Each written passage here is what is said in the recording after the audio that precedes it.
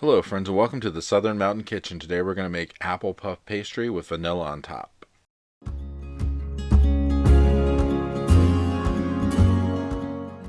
So what you see on my counter is what we're going to use to make this, and it couldn't be easier to make this as a dessert or just something to snack on.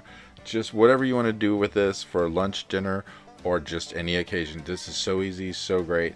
So we're going to preheat our oven to 425 degrees because this is going to be in there for about 15 minutes.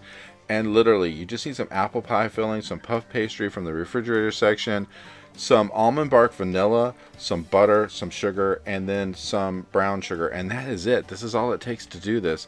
But you get such an amazing taste. It's almost like eating apple pie with vanilla ice cream on top. It's just the best flavor.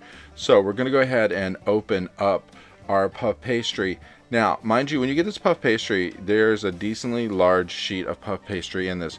You don't need it all. You literally just need about half for what we're doing. So you can roll it out, kind of gauge how far it goes out, and then kind of cut it in half to use what you need, and then put the rest back in the refrigerator because you can use it for something else.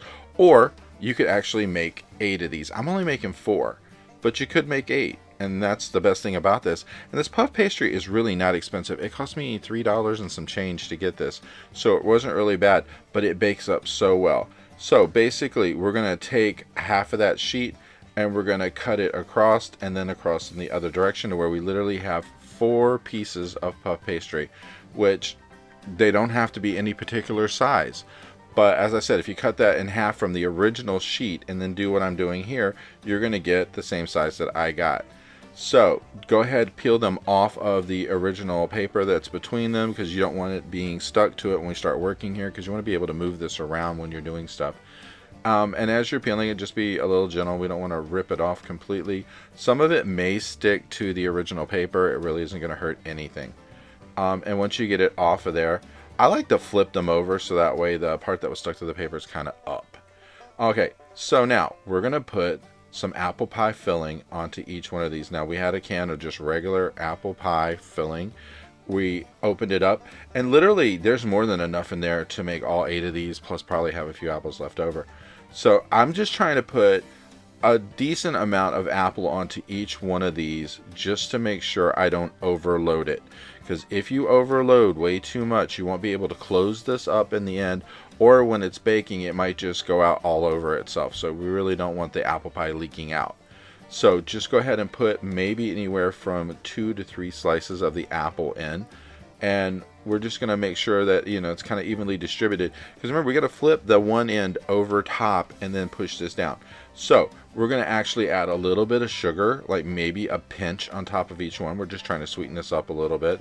And then we're going to do the same thing with the brown sugar, and literally you're just going to like grab not even 1/4 of a teaspoon and just put it on top of there. And this way it's going to give it this really sweet, wonderful taste, and it's going to remind you of apple pie. It's just going to have that sweetness in it that you want to taste, because sometimes apple pies aren't totally sweet. I'm trying to make this sweet. So once we get that sprinkled on top, and you don't have to do anything more to that, we're just going to flip it over and actually enclose the apples in the puff pastry. Now I'm going to do this at first just using my fingers to hold it down, and then I'm going to come back with a fork and go all the way around the edge, so that way it looks a lot neater, but it also will hold a lot better because you're putting a little bit more pressure across the whole thing. So we're going to do this for all 4 of these and make sure they're totally enclosed, and make sure that the apples are centered in the middle and not trying to stick out the side or whatever, because you just really want to make sure you're not overloaded. So we're going to do this completely, going all the way around the edges, and then we'll come back with a fork, like I said, and just work from side to side.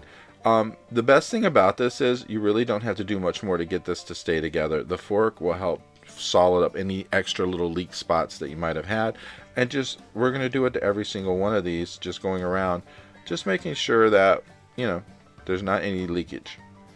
And the best thing is with mine, it didn't leak at all when I did this. These things are so great because when they go to poof up and become puff pastry, they literally just seal to themselves because there's so much there. It just enlarges, and it's really nice. But I was never really that big on the idea of doing puff pastry until I bought this stuff from the store and found out how easy it really is to work with. So now we're going to put them on a pan that's lined with parchment paper, and we're going to brush some melted butter on there, because I had about like 3 tablespoons of butter that I melted down, and just give it a really good coating around the sides and over the top to make sure that it's totally coated. Now, if you have not preheated your oven, it needs to be at 425 degrees, and it needs to be hot before you put these in. And like I said, 15 minutes of bake time, that's all it's going to take. And you see how easy this is to get this part of this completely done. It's not a lot of effort, it's not hard, and it's so easy to get there. So get the good coating of butter on top, and then we're going to take a little bit more sugar and sprinkle around the top, just basically whatever you can put in your fingers, and just sprinkle a decent amount on there. So the outside of this is going to be kind of sweet as well before we do anything else to it. And then when it comes back from the oven, it looked like this. This is 15 minutes at 425 degrees, but we need to let it cool for a little while, because we want to make sure that whatever we put on top here, because we're going to drizzle, doesn't run off and melt off. So the best thing you can do, remove these from the pan and put them onto something. Because I put mine on a platter just to make sure they cooled more, because the pan is still hot. Then I have my almond bark vanilla, and this is basically around 1.5 blocks of the almond bark vanilla. And I'm gonna put this in the microwave and melt it. Just doing it about like 25 seconds each run until it breaks down and I can stir it with a spoon. You don't want to do a lot of time at first, because if you do, you might scald it or scorch it, and you don't want to do that.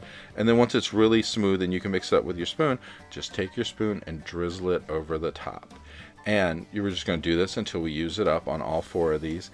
And I'm telling you, when you eat this, it's just going to remind you of the taste of having apple pie, but with some vanilla ice cream on top, because this vanilla just kicks it off. It has the best taste, and it's just a wonderful thing, because I had no idea when I was making up this recipe it was going to taste like this. I was just experimenting, and then I did this and I was like, this is good. And it's just one of those things, it's like a pleasant surprise, because I was just trying to see what I could do with what I had, and it turned out wonderful. And you can see, this is it.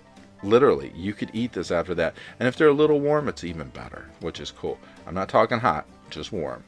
But as this sits and it cools and everything, you can reheat this in the microwave if you want the warm version, or you can just eat it as is and it still tastes wonderful. And it's just one of those things. It's one of those happy recipe things that just happens in your kitchen when you're experimenting. So I was very pleased with it.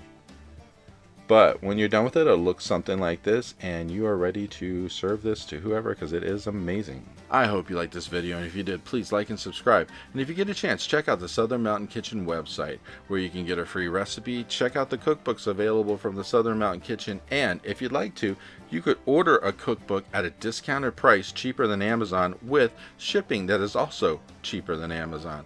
So if you get a chance, check it out, and I hope you have a great day.